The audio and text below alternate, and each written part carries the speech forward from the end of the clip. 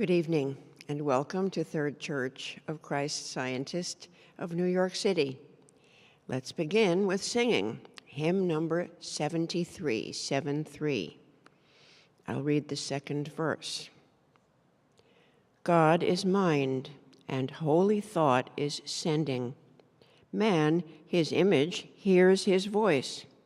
Every heart may understand his message, in his kindness may rejoice. Lo, he speaks all condemnation ending, every true desire with love's will blending. Losing self in him, we find joy, health, hope for all mankind. Number 73.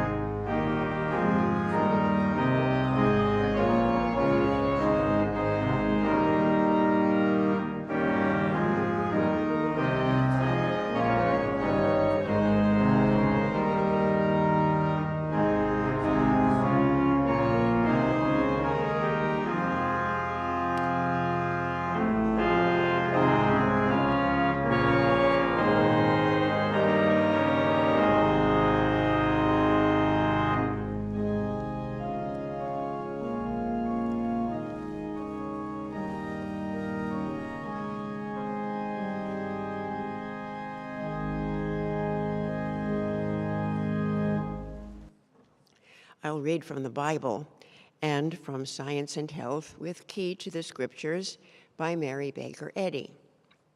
The topic of this evening's readings is communication. The Bible.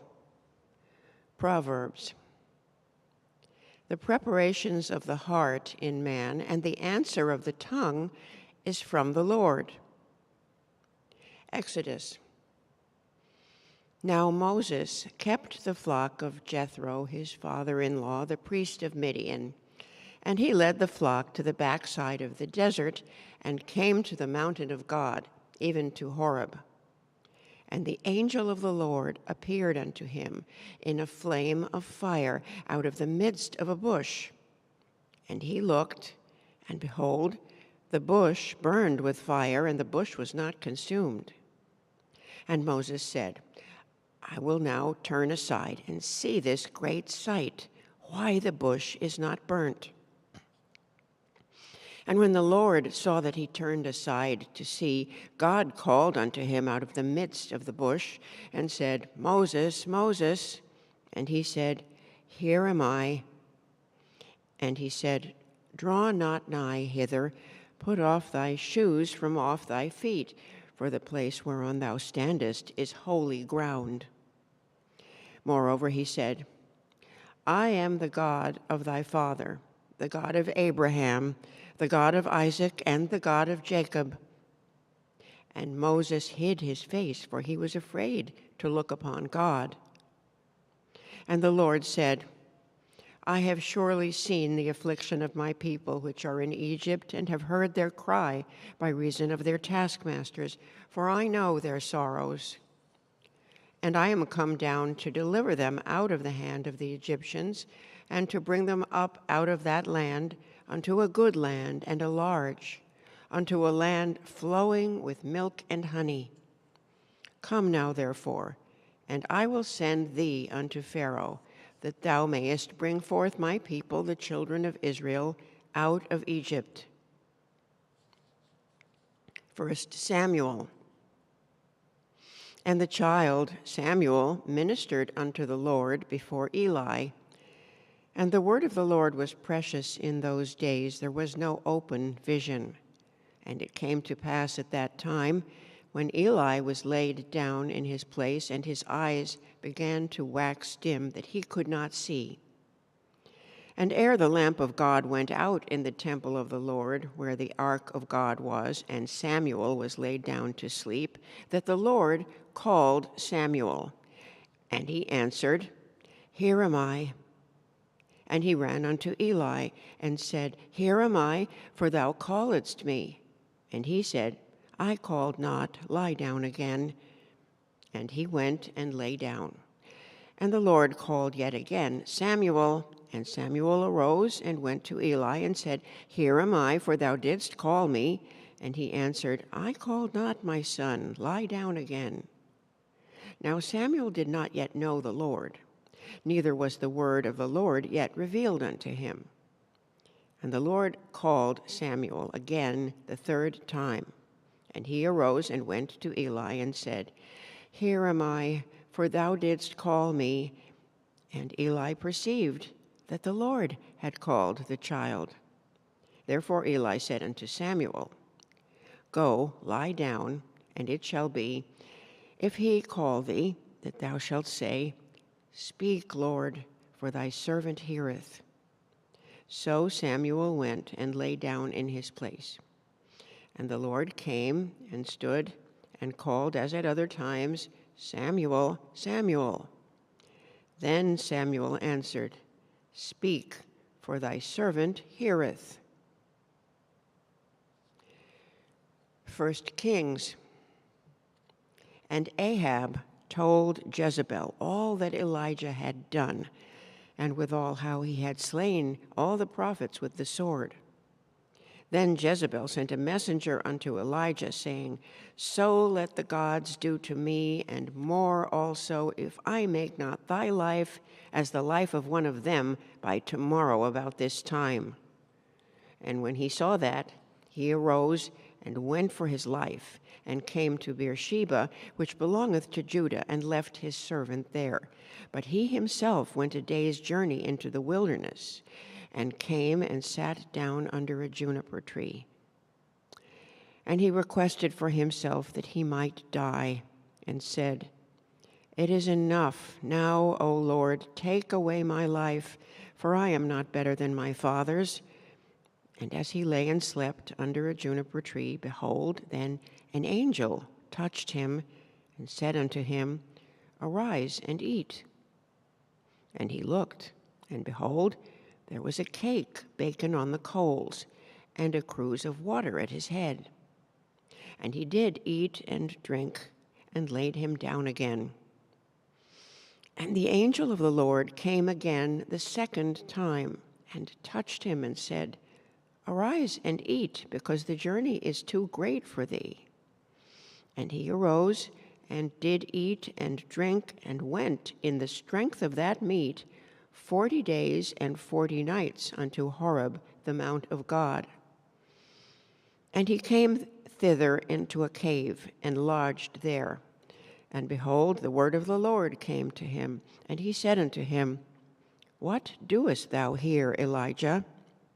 And he said, I have been very jealous for the Lord God of hosts, for the children of Israel have forsaken thy covenant, thrown down thine altars, and slain thy prophets with the sword.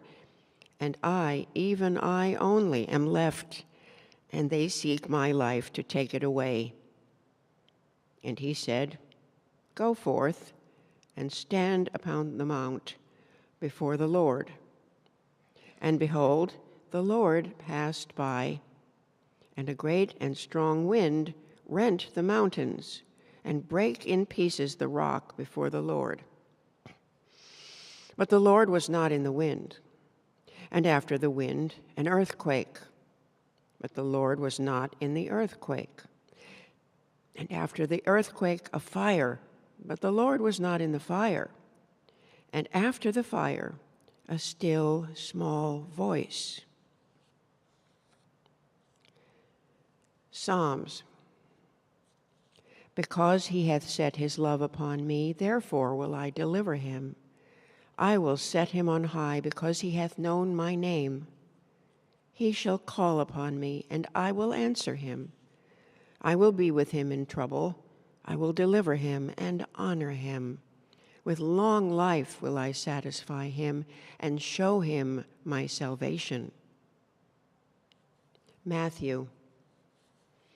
And Jesus went about all the cities and villages, teaching in their synagogues, and preaching the gospel of the kingdom, and healing every sickness and every disease among the people. And when he had called unto him his 12 disciples, he gave them power against unclean spirits to cast them out, and to heal all manner of sickness and all manner of disease. These 12 Jesus sent forth and commanded them, saying, Heal the sick, cleanse the lepers, raise the dead, cast out devils. Freely ye have received, freely give. Behold, I send you forth as sheep in the midst of wolves. Be ye therefore wise as serpents, and harmless as doves. But beware of men, for they will deliver you up to the councils, and they will scourge you in the synagogues. And ye shall be brought before governors and kings for my sake, for a testimony against them and the Gentiles. But when they deliver you up, take no thought how or what ye shall speak, for it shall be given you in that same hour what ye shall speak. For it is not ye that speak, but the Spirit of your fathers which speaketh in you. Who hath ears to hear, let him hear. And the disciples came and said unto him, Why speakest thou unto them in parables? He answered and said unto them, Because it is given unto you to know the mysteries of the kingdom of heaven, but to them it is not given. For whosoever hath, to him shall be given, and he shall have more abundance. But whosoever hath not, from him shall be taken away even that he hath. Therefore speak I unto them in parables, because they seeing see not, and hearing they hear not, neither do they understand. And in them is fulfilled the prophecy of Isaiah, which saith, By hearing ye shall hear, and shall not understand, and seeing ye shall see, and shall not perceive. For this people's heart is waxed gross, and their ears are dull of hearing, and their eyes they have closed, lest at any time they should see with their eyes, and hear with their ears, and should understand with their heart, and should be converted, and I should heal them. But blessed are your eyes, for they see, and your ears, for they hear. Isaiah. Is not this the fast that I have chosen? To loose the bands of wickedness, to undo the heavy burdens, and to let the oppressed go free, and that ye break every yoke. Is it not to deal thy bread to the hungry, and that thou bring the poor that are cast out to thy house? When thou seest the naked, that thou cover him, and that thou hide not thyself from thine own flesh. Then shall thy light break forth as the morning, and thine health shall spring forth speedily, and thy righteousness shall go before thee. The glory of the Lord shall be thy rearward. Then shalt thou call, and the Lord will answer. Thou shalt cry, and he shall say, Here I am.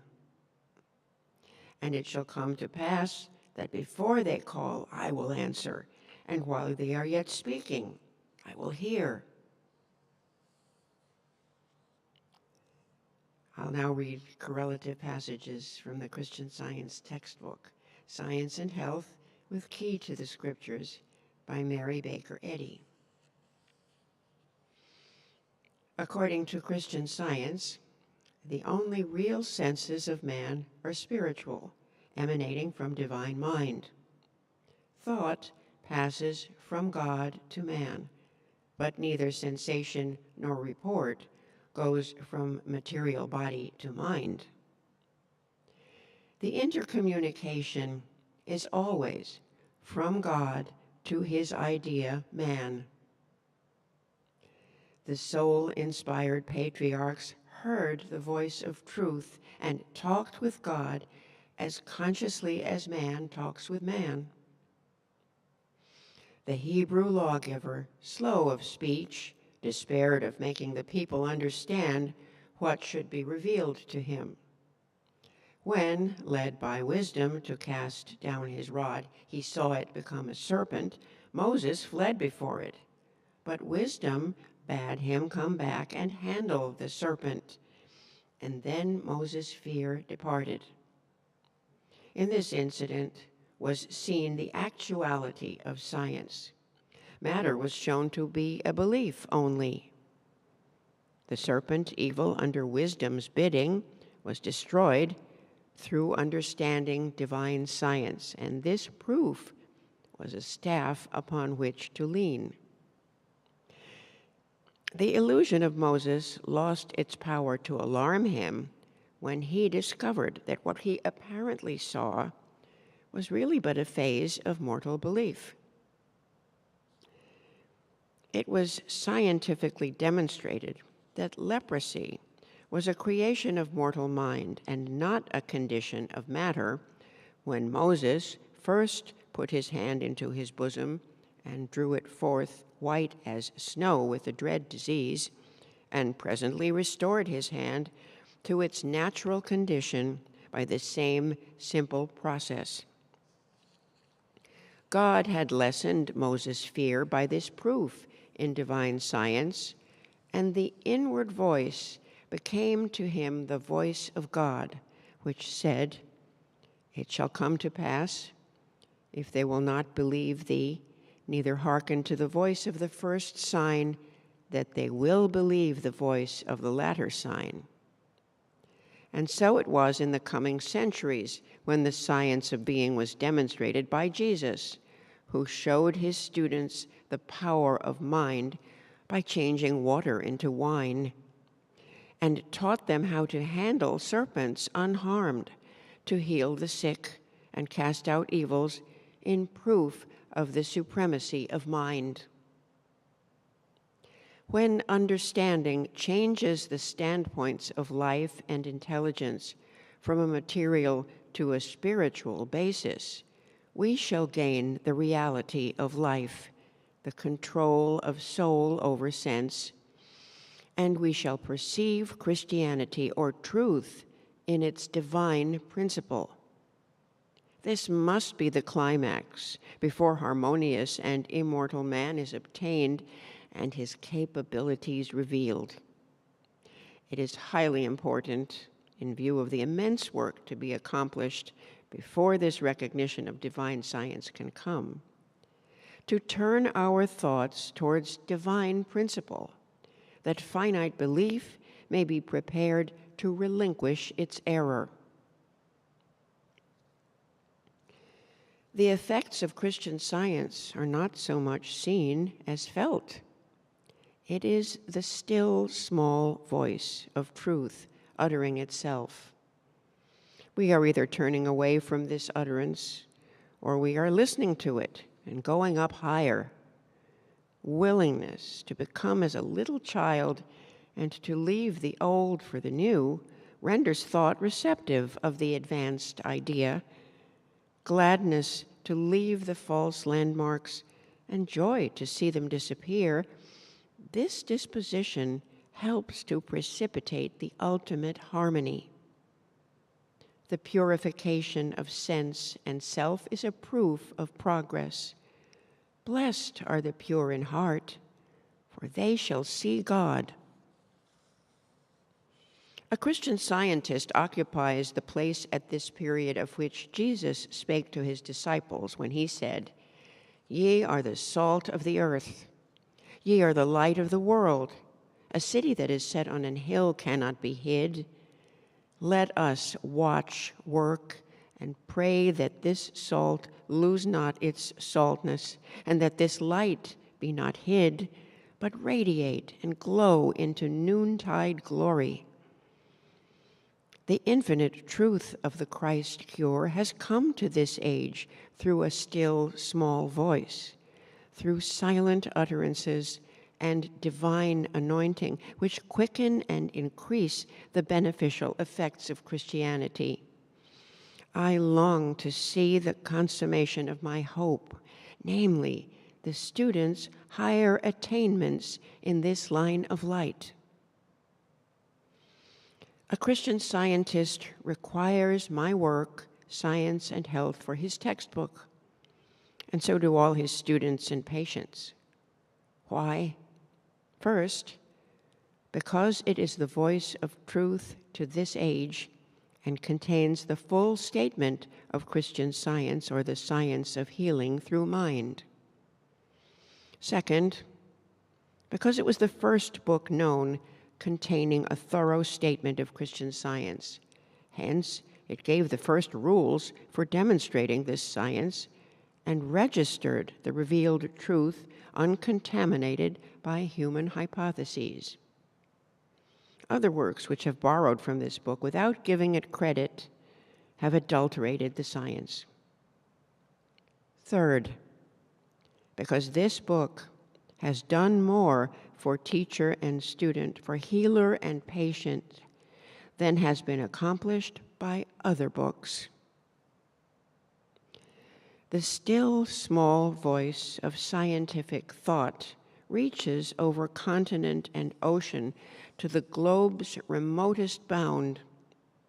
The inaudible voice of truth is, to the human mind, as when a lion roareth. It is heard in the desert and in dark places of fear. It arouses the seven thunders of evil and stirs their latent forces to utter the full diapason of secret tones. Then is the power of truth demonstrated, made manifest in the destruction of error. Then will a voice from harmony cry, "Go and take the little book, take it and eat it up, and it shall make thy belly bitter, but it shall be in thy mouth sweet as honey." Mortals, obey the heavenly evangel. Take divine science. Read this book from beginning to end. Study it. Ponder it. Angels are not etherealized human beings evolving animal qualities in their wings, but they are celestial visitants, flying on spiritual, not material pinions. Angels are pure thoughts from God, winged with truth and love, no matter what their individualism may be. Human conjecture confers upon angels its own forms of thought, marked with superstitious outlines, making them human creatures with suggestive feathers. But this is only fancy. It has behind it no more reality than the sculptor's thought when he carves his Statue of Liberty, which embodies his conception of an unseen quality or condition, but which has no physical antecedent reality save in the artist's own observation and chambers of imagery. My angels are exalted thoughts appearing at the door of some sepulchre in which human belief has buried its fondest earthly hopes. With white fingers they point upward into a new and glorified trust to higher ideals of life and its joys. Angels are God's representatives. These upward soaring beings never lead towards self, sin, or materiality, but guide to the divine principle of all good, whither every real individuality, image, or likeness of God gathers. By giving earnest heed to these spiritual guides, they tarry with us, and we entertain angels unawares.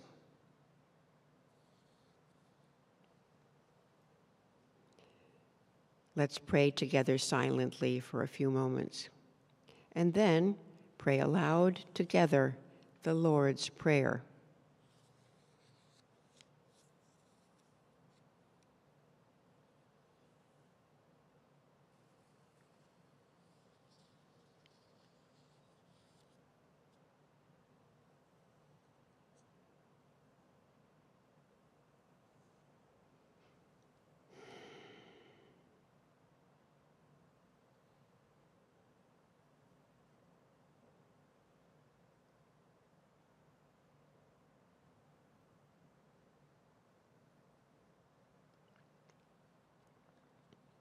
Our Father, which art in heaven, hallowed be thy name.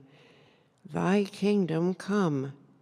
Thy will be done in earth as it is in heaven. Give us this day our daily bread, and forgive us our debts as we forgive our debtors. And lead us not into temptation, but deliver us from evil. For thine is the kingdom, and the power, and the glory, forever. Let's sing hymn number 49. 49.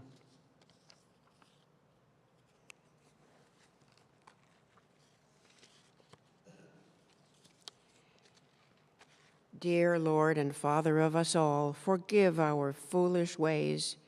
Reclothe us in our rightful mind. In purer lives thy service find. In deeper reverence, praise. Number 49.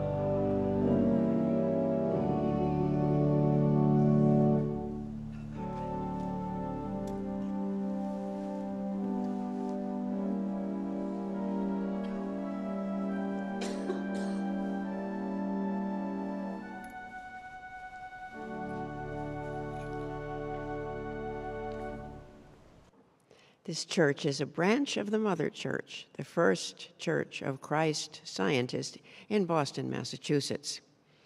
We hold Sunday services at 11 a.m.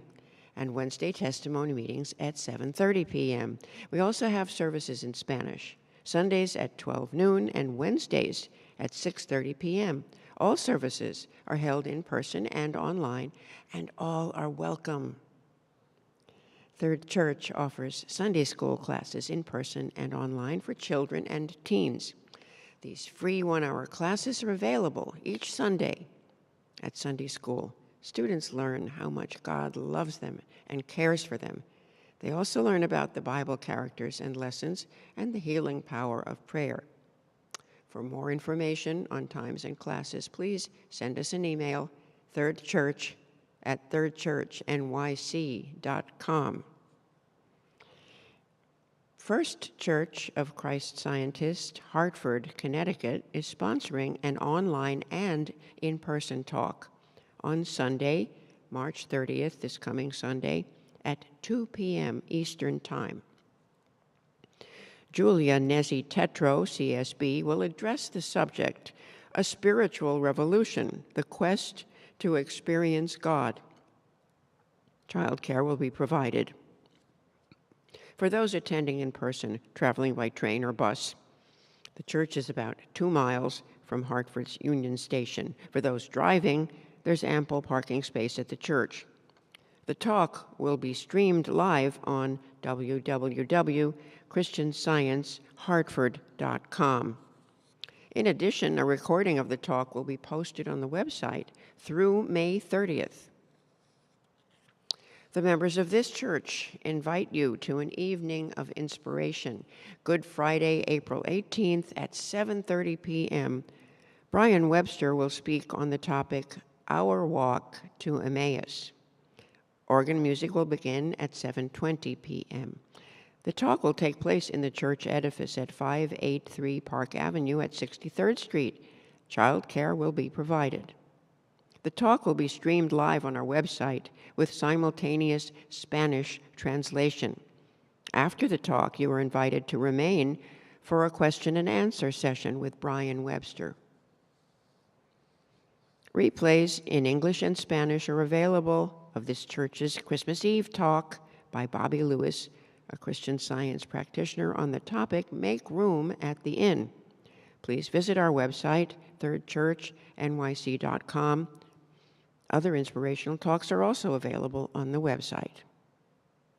This meeting is now open for all to share experiences of healing and spiritual insights that prove God's ever-presence and power in their lives.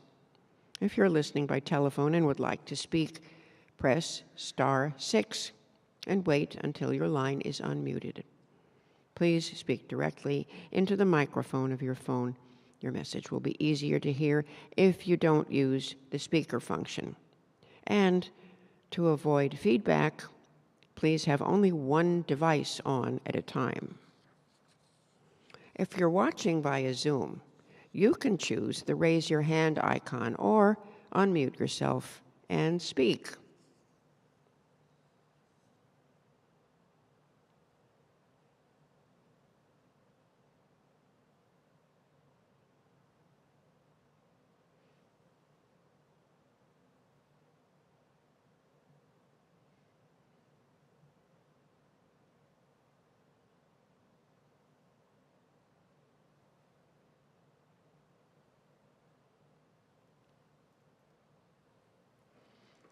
Yes, thank you very much for those lovely readings. And I was thinking this week, that came to me, talking about communications, that these Wednesday evening meetings are really workshops. That's what they are.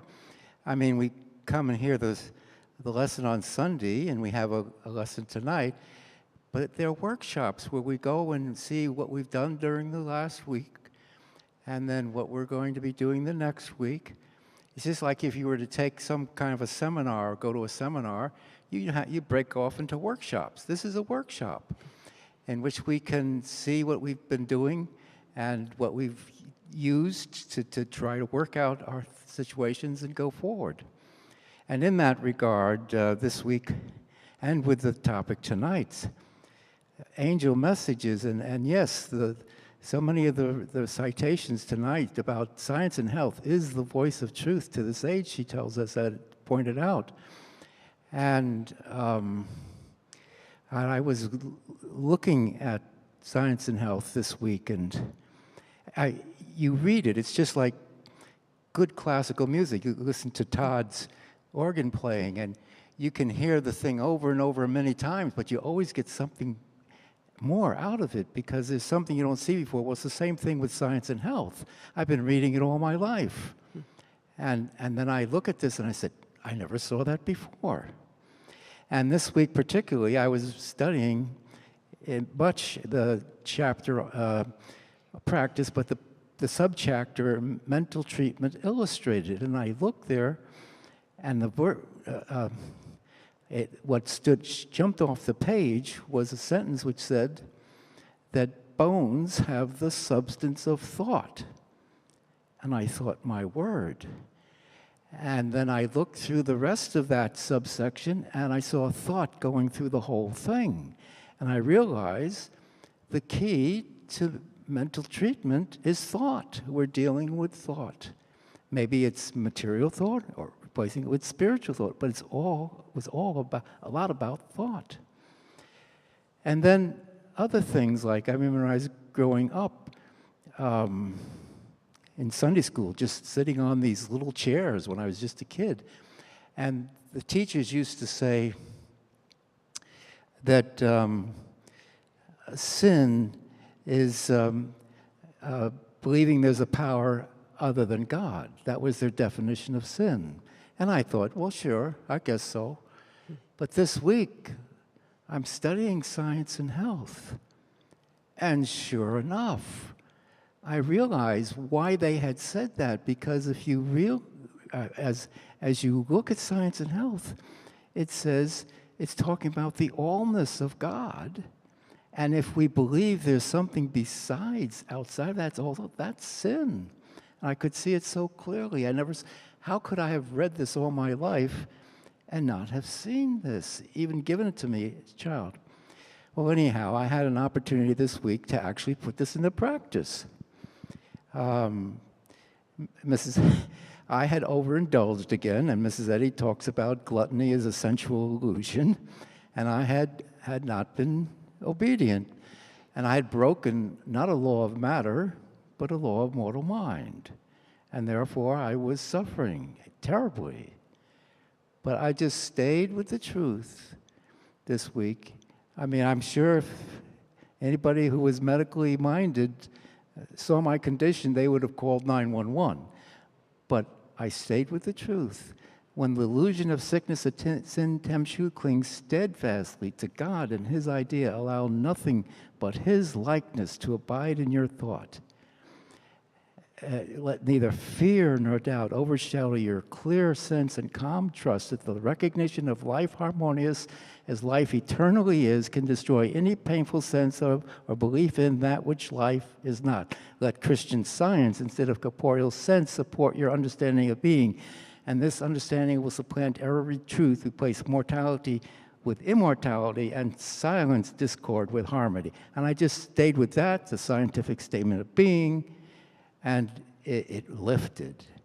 It just lifted. So this truth is practical. Truth is our medicine. Mind is our medicine, and the truth that we give.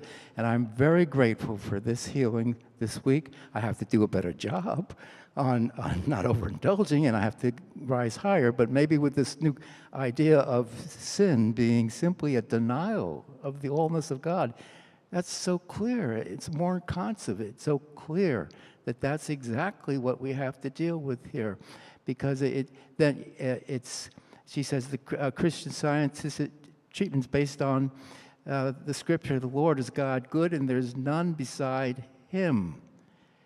And that all is harmony, therefore, because sin is simply discord. It's believing there's two. So I'm very grateful for this healing this week and for your beautiful readings tonight and all that Mrs. Eddy's given us. This is the voice of truth. It's the book that's in the hand of the angel. It's really there, and all I have to do whenever I'm down and out, I was even feeling a little depressed this week, I just pick up the book, Science and Health, and boom, it just lifts you. It's the voice of truth right in our hands, and she's given it to us for our services, for our lessons, and it's a wonderful gift. So, Thank you.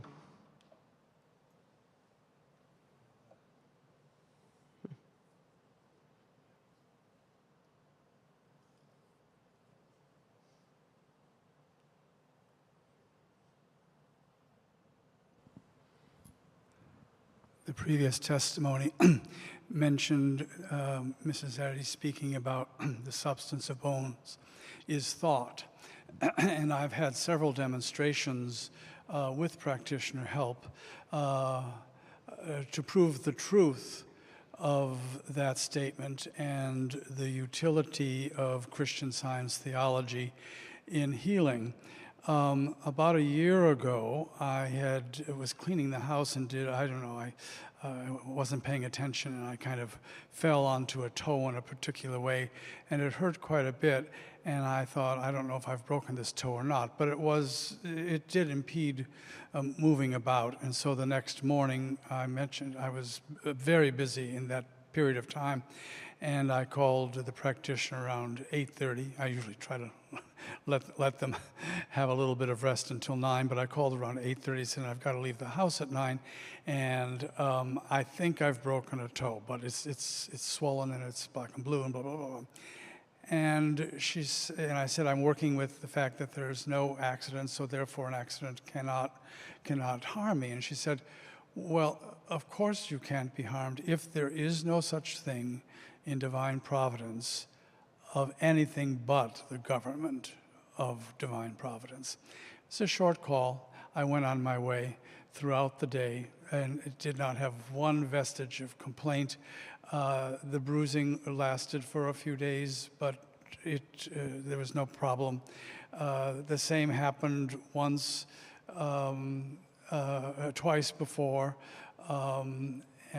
where the bruising was quite severe, and I called a practitioner the following day, and I was able to walk on that toe, on that foot. One night, it was New Year's Eve after church, and I had either stubbed my toe or broken it because I could put absolutely no weight on that foot. And it got worse when I looked at the foot. And around midnight, I called the practitioner, and she said, oh dear, it's all right. She said, I'm just up working. There was nothing left of the evidence the following day. This is the same practitioner who healed a broken finger. I was at the very end of working in summer stock in the West, in the West, and during a volleyball game, the ball came down on my finger in not a good way. And when I got home, I worked with a practitioner, and the pain subsided certainly, but there was really no improvement. And she said, "You really must go and get your finger X-rayed and perhaps have a splint on it if after 3 days the finger doesn't straighten up." So I went to the hospital, and the doctor said, "Well, you know, we could do surgery, but it's broken off, and there's really not much we can do about it, whatever." That night, I called a practitioner with whom I had worked, the practitioner that helped me on New Year's Eve, and I told her, and she said, "Oh dear," she said, "I've had broken bones heal even before the patient got to the doctors." I said, "Oh, okay, great." She was in New York, and I had worked with her about 3 or 4 years previous and had a very dramatic evidence of her work. And so I hung up the phone, and I think I continued. I had just had class instruction about a year previous, and I continued to work with the various citations. And within 3 or 4 minutes, I felt this funny, fuzzy feeling in that finger, in that bone, which was knitting back together. So I would call that an instantaneous healing. And certainly I have not had an instantaneous healing in every case in which I've worked for a healing, but I was happy for that one, and it stands out to me many, many years later. Thank you for the readings. Thank you.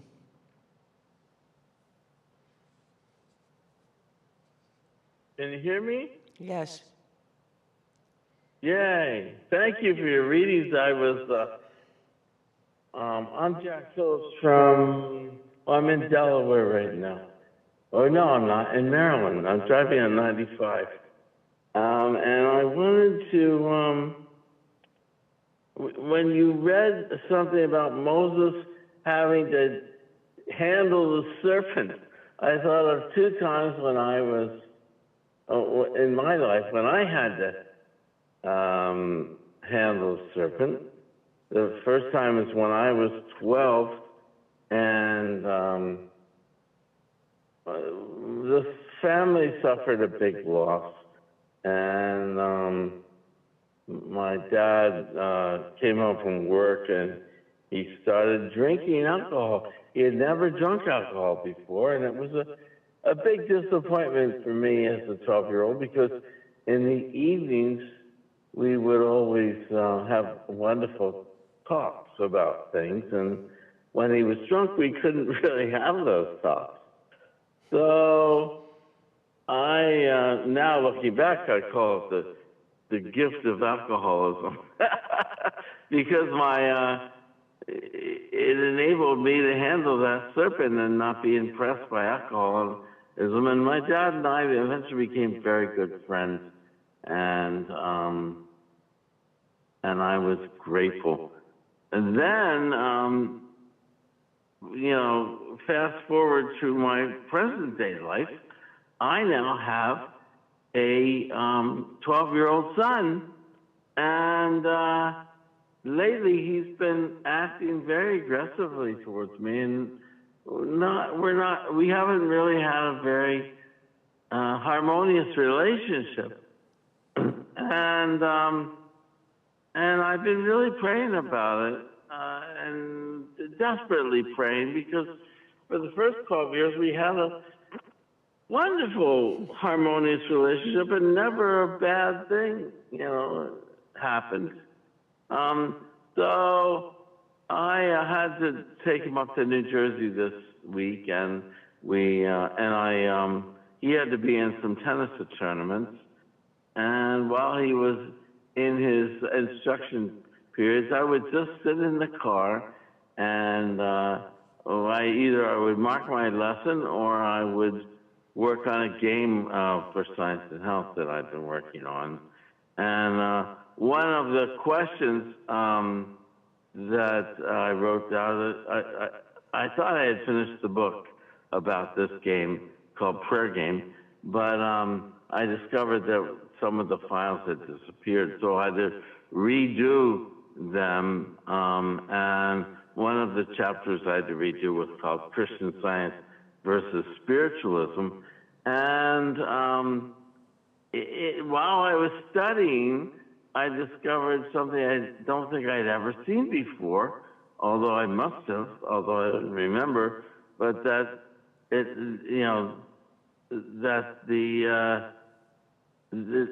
the name of the Supreme Being. What is the name of the Supreme Being? It's on page 92 of Science and Health.